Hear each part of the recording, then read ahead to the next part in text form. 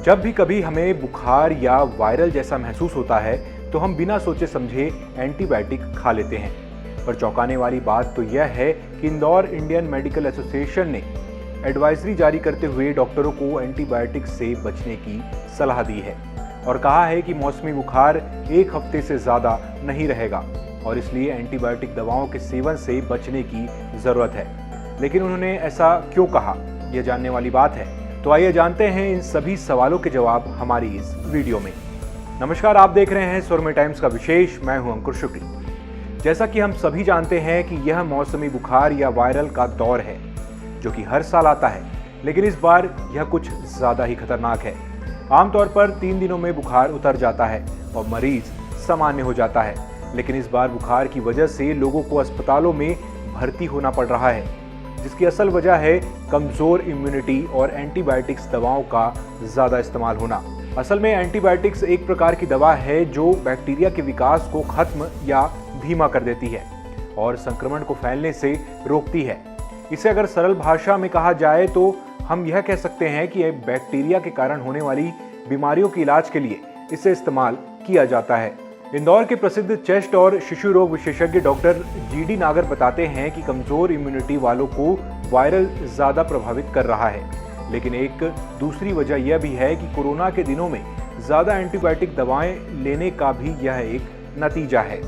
उन्होंने बताया कि हम जब भी बीमार होते हैं एंटीबायोटिक दवाएं खाने लगते हैं, जबकि सामान्य बुखार 3 दिनों में अपने आप ठीक हो सकता है। यानी कि कुल मिलाकर ज़्यादा एंटीबायोटिक लेने की वजह से लोगों की इम्यूनिटी कम हुई है और अब हर तरह का वायरल उनके ऊपर असर दिखा रहा है। कहा जाए तो इस वक्त जो वायरल संक्रमण चल रहा है वो है तो मौसमी ही, लेकिन जैसे कि हम कुछ ही समय पहले कोरोना से उबरे हैं और इस समय भी कोरोना संक्रमण चल रहा है, इसके साथ ही स्वाइन फ्लू का भी खतरा बना हुआ है, तो इस वजह से यह ज़्यादा गंभीर हो गया है।